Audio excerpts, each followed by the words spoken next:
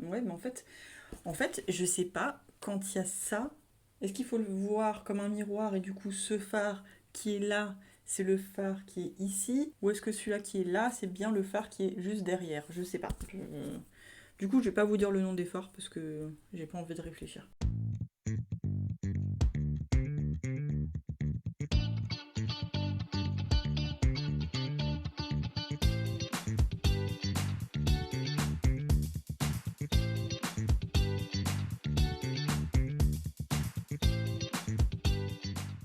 Salut mes chnoukies, je vous souhaite la bienvenue sur ma chaîne.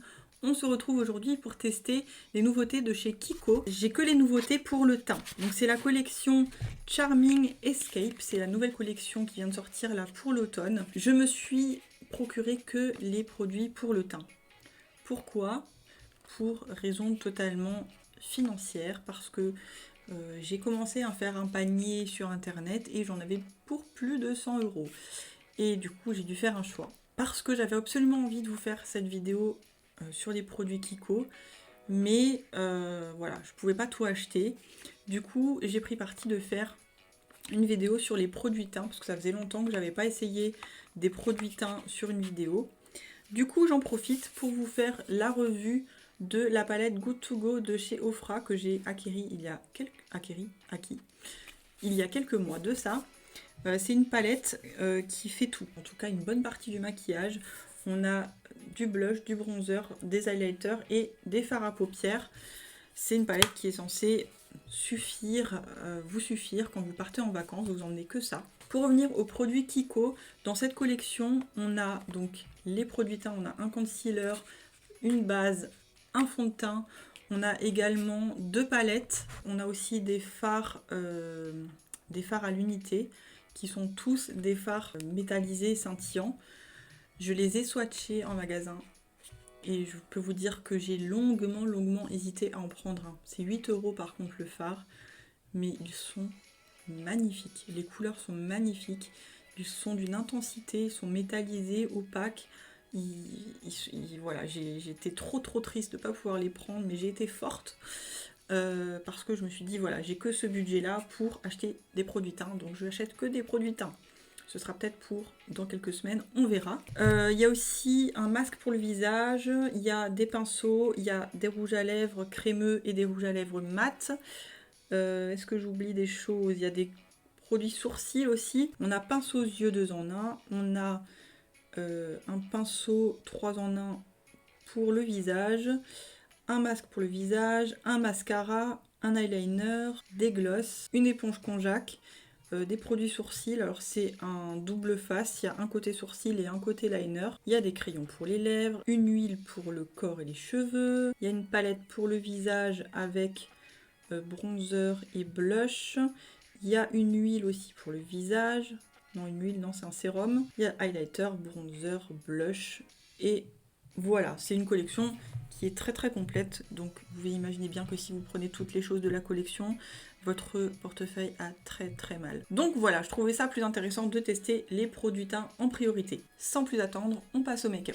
On commence donc par le primer, c'est le Charming Escape Watery Blurring Primer. Alors, est-ce qu'on peut s'arrêter 2 secondes sur ce magnifique packaging? En fait, toute la collection, enfin en tout cas les produits pour le teint, sont dans des boîtes comme ça, mais c'est juste magnifique. C'est en fait c'est mat.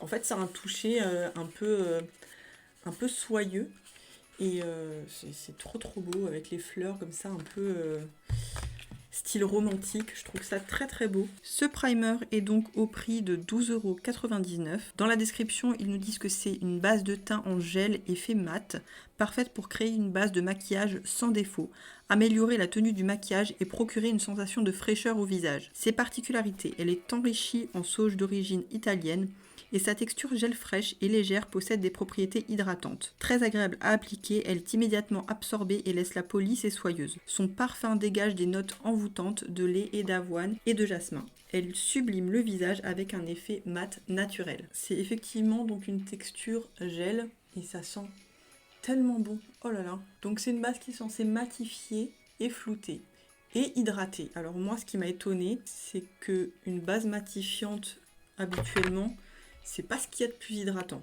Justement, ça va plutôt avoir tendance peut-être à sécher. Donc je l'applique sur tout mon visage. Déjà, c'est très très agréable à appliquer. L'odeur est juste sublime. Vu que c'est une base flottante, je vais quand même voir s'il y a du silicone. J'ai pas un effet siliconé en tout cas sur moi. Je vais voir s'il y en a. Alors j'en ai pas vu dans les ingrédients. Apparemment il n'y en a pas. Maintenant on va voir au niveau de l'effet. Alors ça fait une peau très douce. Ça laisse pas la peau collante. Est-ce que je vois réellement un effet floutant? Franchement, non, j'ai pas l'impression qu'il y a un effet floutant, vraiment pas. Et l'effet matifiant, après moi j'ai pas non plus la peau grasse en général. Mais je vois pas forcément de différence. J'ai quand même l'impression d'avoir toujours un peu cette brillance naturelle de la peau. Ça m'a pas forcément matifié vraiment la peau. Hein. Ouais. Pour moi, c'est pas très très concluant. Bon, en tout cas, elle est agréable à mettre. Elle laisse la peau toute douce. Et elle sent très très bon. On passe au fond de teint, donc le Charming Escape Hydrating Serum Foundation. Et je vous rapproche. Donc au niveau de la couvrance, on va vraiment bien pouvoir se rendre compte, étant donné que j'ai plein de petites rougeurs, petits boutons, surtout à cause du masque. Hein. C'est donc un fond de teint sérum hydratant qui se décline en 8 teintes et qui est au prix de 18,99 €. Alors ça se présente sous forme de flacon en verre. Donc moi j'aime beaucoup les flacons comme ça. En verre mat, ça se dévisse et donc on a un applicateur mousse assez gros. Au niveau de la teinte, j'ai pris la teinte 02 neutrale, donc ça se présente comme ceci. L'odeur, ouais, il y a quand même une petite odeur de fleurs d'oranger, j'aime pas trop ça dans les gâteaux, mais là ça va, c'est pas non plus trop prononcé. Optimal, sans gaspillage. Alors, je l'ai appliqué sur ma main il y a quelques secondes, ça s'oxyde un petit peu. Je l'ai donc swatché directement chez Kiko et au début je voulais prendre la 3 quand j'ai vu sur internet, mais j'ai bien fait d'aller en magasin parce que la 3 était plus trop foncée. Et puis bon, là pour l'été, je pense que ça devrait le faire. Bon, moi je vais le mettre comme ça. Même si j'aime pas trop. C'est bizarre, j'aime pas trop ce truc. Ça a l'air épais au final comme texture. Je déteste mettre ça comme ça sur le visage. Ça, c'est vraiment un truc que je déteste. Je trouve, pour le prélèvement du produit, c'est vraiment pas pratique. Non, mais c'est nul. En plus, enfin, je sais pas, l'embout-mouche, je trouve, il prélève rien. Moi, j'aime pas. Hein. J'ai l'impression qu'il faut que je le mette 10 fois dans le flacon pour avoir la quantité voulue. Je vais l'appliquer d'un côté au pinceau. D'ailleurs, j'ai une tête. Je vais l'appliquer d'un côté au pinceau et de l'autre côté à l'éponge. Bon, comme dit, l'odeur est loin d'être désagréable. Franchement, moi qui aime pas du tout la fleur d'oranger, ça va. Il se place assez facilement. Ça laisse la peau assez douce. Ça colle pas. La couleur est bonne. En tout cas pour l'été. Et le deuxième côté à l'éponge. Au niveau de la description, on nous dit parfait pour un teint uniforme, un visage radieux, une peau hydratée et des imperfections camouflées. Ses particularités, sa forme est enrichie en extrait de citron, de pommes, de raisin et de son de blé d'origine italienne. On est clairement dans une salade de fruits du coup. Sa formule au fini mat avec une texture légère et confortable et rapidement absorbée comme un sérum. Sa couvrance moyenne est facilement modulable pour un résultat sur mesure. Son parfum dégage d'agréables notes de fleurs d'oranger. Son emballage élégant avec un applicateur floqué. Ça veut dire quoi floqué? Je sais pas. Pratique permet d'utiliser la quantité de produit. Alors la teinte est très bien. Au niveau de la couvrance, on est pour moi sur une couvrance légère plus, on va dire. Hein. Je vais essayer d'en remettre une couche. En tout cas, au niveau de la différence entre l'application au pinceau ou à l'éponge, franchement, je vois pas franchement de différence. Les deux manières sont très bien. Le fond de teint se place très bien des deux manières. Et il n'y a pas forcément un rendu plus fin d'un côté ou de l'autre. Du coup, je vais repasser sur tout mon visage au pinceau pour voir comment le fond de teint est modulable. Vraiment, ça m'énerve ce truc d'embout mousse là. J'aime bien la texture qui est crémeuse comme ça. Mais comme dit, ce système là, c'est vraiment pas pratique. J'aime pas du tout. Du coup, au niveau de la couvrance, on est plutôt sur une couvrance, allez, on va dire moyenne moins. Plutôt que moyenne tout court. Voilà, ça reste une couvrance correcte, moi, que j'apprécie bien. Au bout de 2 couches, on voit quand même encore mes petites rougeurs.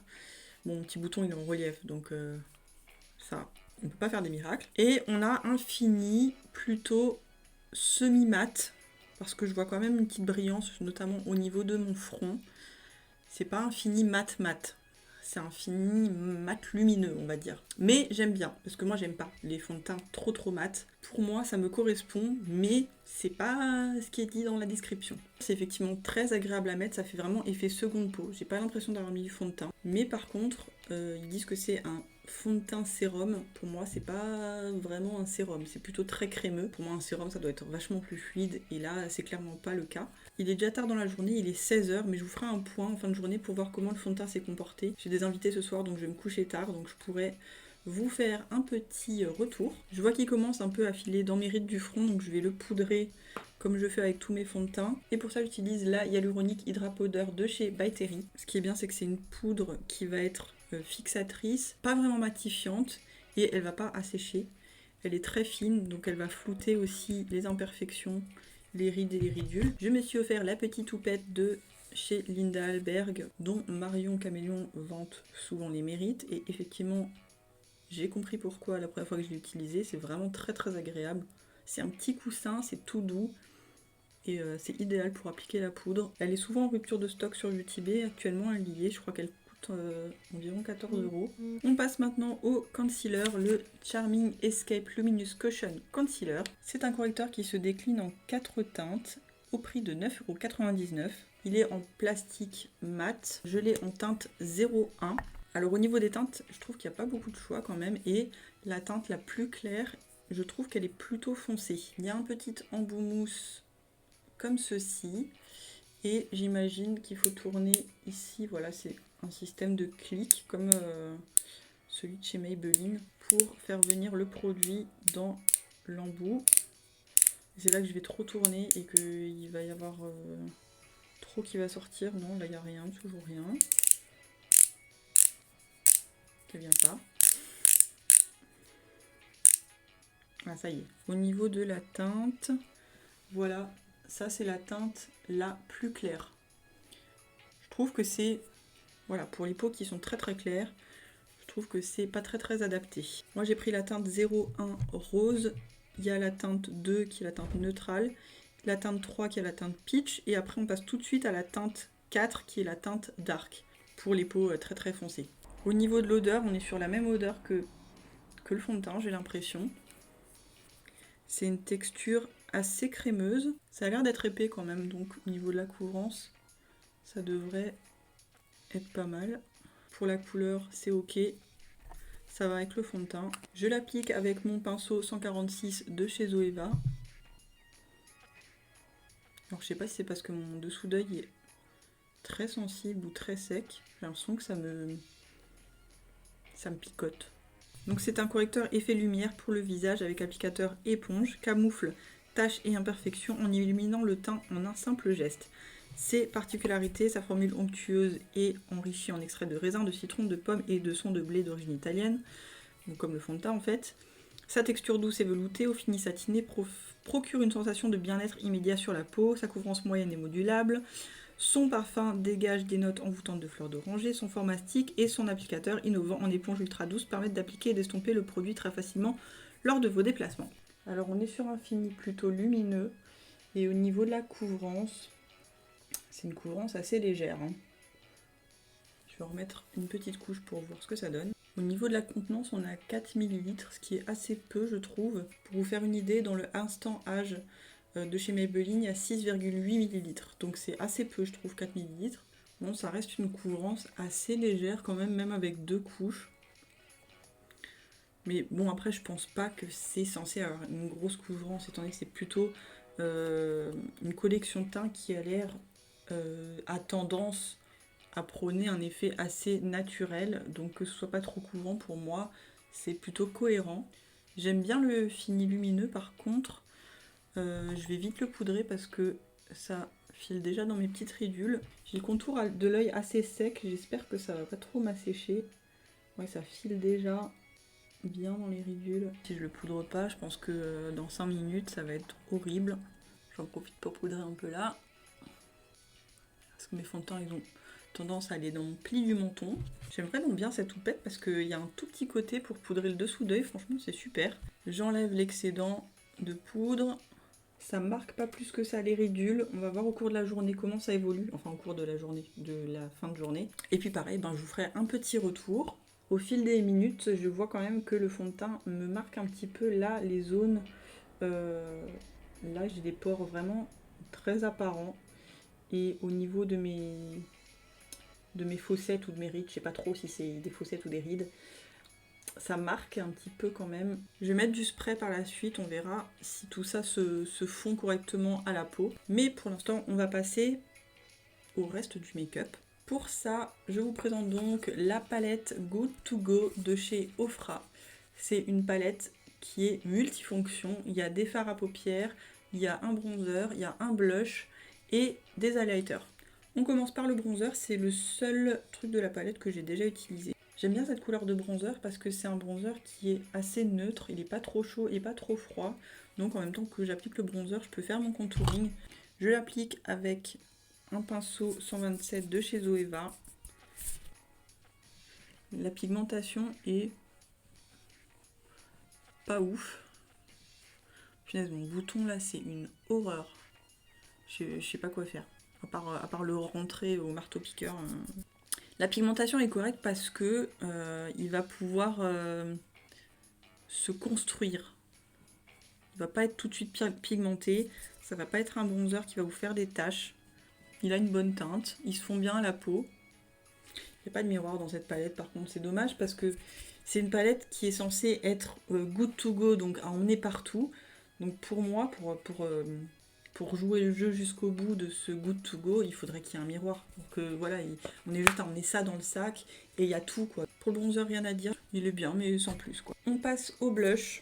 Au niveau de la pigmentation, c'est pas très intense non plus. Ça fait un voile teinté. On est sur un blush vieux rose avec des sous-tons un peu, on va dire, pêche. Je l'applique également avec un pinceau 127 de chez Zoeva. Et effectivement, en fait c'est pareil que le bronzer, hein. C'est pas trop pigmenté, mais je pense que si on veut construire la couleur, c'est juste ce qu'il faut. On peut en rajouter si on veut quelque chose de plus intense. La couleur est belle, mais sans plus. Après ça fait le job, c'est une couleur assez passe-partout. En même temps, c'est un peu dans le thème de cette palette parce que, étant une palette qu'on voudrait emmener seule par exemple en voyage, ça doit être un bronzer neutre, ça doit être un blush neutre aussi qui va avec tous les maquillages et c'est le cas, hein. C'est franchement cette teinte, je pense qu'elle va un peu avec tout. Pareil, ça se fond très bien à la peau. Avec un gros pinceau, je vais venir mélanger un petit peu les deux couleurs pour que ça fasse pas une grosse barre de démarcation. Je vais faire mes sourcils hors caméra et je vais mettre un petit peu de Pchit, le Make-up Fixing Mist de chez Pixi, que j'ai en format voyage, que j'aime beaucoup. Et on se retrouve pour le make-up des yeux. Me revoilà donc, sourcils faits et visage spritzé comme on dit chez moi. J'ai pris volontairement un spritz, j'allais dire. Désolée, c'est en Alsace, les trucs qui font pchit, on dit spritz. J'ai pris volontairement un spray qui n'est ni à effet glowy, ni à effet matifiant, pour ne pas fausser l'effet et le rendu du fond de teint ou du concealer. Je vois que depuis que j'ai spritzé mon visage, il y a moins d'effet de matière justement à ce niveau-là, ça va un peu mieux. Et je dois dire que le rendu du fond de teint me plaît beaucoup. Je trouve que ça fait une peau vraiment lissée. Alors je sais pas si c'est le primer au final qui a fait son effet ou si c'est le fond de teint qui a cet effet-là. Je trouve que mon teint est vraiment unifié, mon grain de peau est vraiment comme affiné.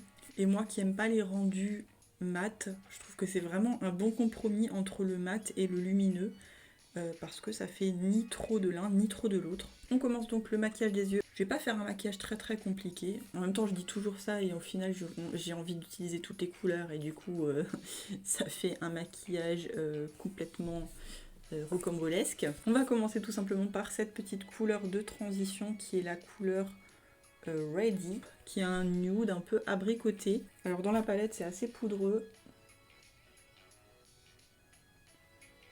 J'espère que la pigmentation est quand même un petit peu meilleure que celle du blush et du bronzer, parce que là, je pense que ça va me saouler sinon. Parce qu'au niveau des blushs et des bronzers, ça me dérange pas en fait d'avoir justement une couleur à construire, une intensité à construire. Par contre, au niveau des fards à paupières, si ça marque pas tout de suite, ça me gonfle. Et là, c'est assez léger. Bon, ça fait une petite couleur légère, assez sympa, hein. Même si ça me saoule d'y revenir plusieurs fois. Après, ce qui est agréable, c'est que voilà, ça va pas faire de tâches, on met pas de temps à travailler le fard pour bien l'estomper. Là, c'est estompable très très rapidement, hein, vu que c'est pas très pigmenté. Voilà, je le mets en creux de paupière et au-dessus de mon creux, hein, pour que la couleur se voit tout de même, vu que j'ai les paupières tombantes. On va accentuer cette couleur avec ce marron orangé un peu rouille, et je vais accentuer mon coin. Il n'y a toujours pas de miroir. Mon coin externe, je vais y arriver à me rentrer dans la tête qu'il n'y a pas de miroir dans cette palette.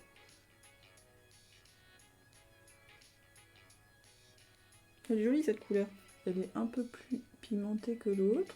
Oui, ce qui est agréable, hein, dans ce genre de fard, c'est que c'est rapide à faire, quoi. Ça se travaille super facilement, ça va pas faire de tâches.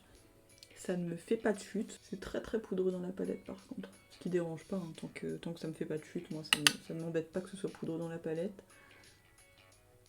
N'oubliez jamais de tapoter votre pinceau sur miroir, au cas où. Là j'avais pris un pinceau 228 de chez Zoeva qui est plutôt fluffy. Je vais prendre maintenant un pinceau un peu plus précis. Donc avec le Sigma E27, je vais venir dans ce rouge un peu rosé, rouge orangé rosé on va dire. Je suis vraiment nulle pour les couleurs. Je vais venir un peu le mettre en oblique là, dans mon coin externe. Ah, il est beau celui-là. J'aime bien. Et je viens de me rendre compte que j'ai complètement zappé de mettre de l'highlighter. Et ben, je le mettrai à la fin. Les couleurs se mélangent super bien entre elles, ça se travaille super bien. Pour le coup, la pigmentation est correcte aussi. C'est juste le premier fard qui était un petit peu plus léger. Même couleur, je le mets en dessous de mon ras de cils inférieur. Avec un petit pinceau crayon 230, je reprends juste la couleur un peu rouille et pareil, je mets sous mon ras de cils. J'ai bien envie d'essayer ce vert là. Je sais pas où le mettre. Je vais trouver. Pour l'instant, je vais prendre ce fard là au doigt et je vais le mettre sur toute ma paupière mobile quasiment. C'est du cuivré et on est plutôt sur un satiné. Avec mon petit doigt, je vais prendre ce fard là bronze. Les scintillants sont plutôt très intenses, hein. Ah, celui-là, il m'a l'air d'être un peu plus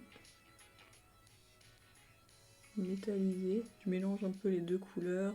Pour mon coin interne, je vais prendre un des highlighters qui est là. Donc cette couleur là, on est plutôt sur un champagne.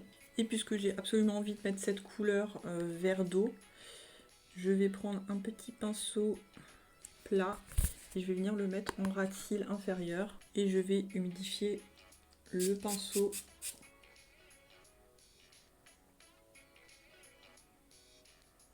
Et je vais mettre en liner aussi, hein, tant que j'y suis, parce que on va faire se rejoindre les deux traits. Alors il a l'air clair comme ça, mais une fois qu'on l'humidifie, vu qu'il est assez intense, bon ça me plaît pas. Mais tant pis, c'est fait, hein, maintenant. Bon, ça me plaît pas des masses, hein, mais bon, tant pis, c'est fait maintenant. Je vais mettre juste avec vous l'highlighter et je vais mettre celui-là qui est le plus clair. C'est un doré assez froid. Et j'en mets pas beaucoup parce que je sais que les highlighters de chez Ofra sont assez pigmentés. Et c'est très très beau. Ça fait un effet mouillé très très beau.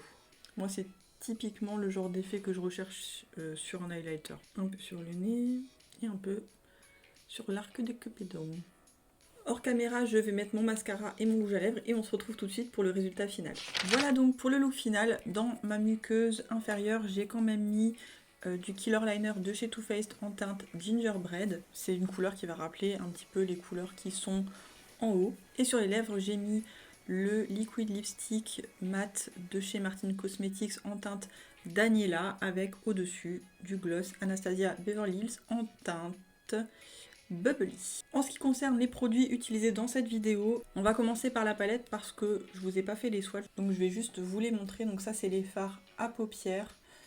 Vous voyez que ils sont pas méga pigmentés. Là j'ai fait 2 passages, là aussi pour que ça se voit. Là il y a un fard, on le voit même pas. C'est le premier que j'avais mis en transition. Et là on a le fard un peu cuivré, plutôt satiné. Celui-là renvoie un peu plus la lumière, il est un peu plus métallisé, le bronze. Même si l'intensité des fards est pas franchement au rendez-vous, en tout cas pour tous les fards, je trouve ça sympa que dans une palette qu'on peut emmener partout, et si on est censé emmener qu'une palette, je trouve ça cool qu'on ait plusieurs types de finis.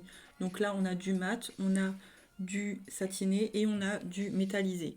Donc je trouve que c'est plutôt sympa. Au niveau des highlighters, je trouve qu'ils sont magnifiques. S'il y a un point fort sur cette palette, c'est les highlighters. Le premier, il est presque blanc, c'est celui-là. Après, on a une espèce de bronze un peu champagne. Ensuite, on a le doré et le rosé. Ce sont des très beaux highlighters. Il n'y a pas de paillettes dedans, mais ils renvoient la lumière d'une très jolie manière. Je trouve que sur la peau, ça fait vraiment un effet mouillé. C'est vraiment le genre d'highlighter que moi j'adore parce que j'aime pas ceux qui sont pailletés. Au niveau des bronzers, du bronzer et du blush, c'est un bronzer passe-partout et un blush passe-partout. C'est tout ce qu'on demande sur une palette qu'on peut emmener partout. Mon avis final sur cette palette, c'est une palette qui est très pratique. Il y a tout dedans. Même si la pigmentation des fards n'est pas franchement au rendez-vous sur certains fards en tout cas, c'est une palette qui fait son job. Elle est vendue comme palette good to go. Pour moi, c'est clairement une palette qui est vraiment sympa à emmener en vacances. Au niveau du prix, on est à 35 € la palette. Après, c'est du Ofra, ça reste quand même une marque pas donnée. Même les highlighters à l'unité, c'est pas non plus donné. Mais je trouve ça correct en fait pour tout ce que cette palette propose. En ce qui concerne les produits teints de chez Kiko, je commence par la base qui pour moi est franchement pas utile. Blurring Primer, je suis pas du tout d'accord, elle est pas franchement matifiante. Et voilà, le seul point positif c'est qu'elle laisse la peau douce et qu'elle sent bon. Au niveau du fond de teint, je suis agréablement surprise parce que je m'attendais à quelque chose de mat et du coup d'asséchant. Et en fait, non, il est mat, mais il renvoie quand même la lumière, ce qui fait un effet bonne mine. Et ça fait vraiment effet seconde peau. Il est très agréable à appliquer, très agréable à porter. Franchement, je le sens pas. Il file pas dans mes rides du front, enfin pas plus que ça, pas plus que d'autres fonds de teint. Oui, je l'ai poudré, mais il y a des fonds de teint que je poudre et qui filent quand même dans les rides. Donc pour moi, c'est franchement un bon fond de teint, un bon rapport qualité-prix. Niveau du concealer, je suis satisfaite aussi parce que c'est un correcteur qui va être lumineux, qui va pas filer dans les ridules, il va pas non plus lisser le dessous d'œil clairement. Par contre, couvrance moyenne, là je suis pas trop d'accord, c'est plutôt une couvrance légère à légère plus. Mais encore une fois, moi c'est le genre d'effet que je préfère, j'aime pas les choses qui sont trop couvrantes, surtout en été. Pour faire un point sur la tenue des produits, on se retrouve dans le futur. Voilà, c'est la Gaëlle du futur qui vous parle, il est actuellement 23h50. J'ai donc porté le fond de teint quasiment 8 heures. Définitivement, c'est pas un fond de teint matifiant. Sur le front et sur le reste de mon visage, sur mes joues, j'ai des petites brillances. Après, c'est rien de catastrophique. Mais en sachant que moi, j'ai pas la peau grasse de base, franchement, je pense que pour les peaux grasses, c'est peut-être pas la meilleure solution, à part si on rajoute une poudre très matifiante. Mais en sachant que la base était censée être matifiante et que le fond de teint était censé avoir un fini mat, ni sur l'un ni sur l'autre, je ne vois cet effet. On voit pas que j'ai mis du fond de teint, ça fait vraiment un effet seconde peau. Ça c'est vraiment fondu à ma peau, ça a vraiment fusionné avec ma peau. J'ai clairement un effet peau nue, peau unifiée, sans pour autant qu'on voit que j'ai mis du fond de teint. Au niveau de la tenue du fond de teint, j'ai rien à redire. Il tient bien, après j'ai pas mis le masque.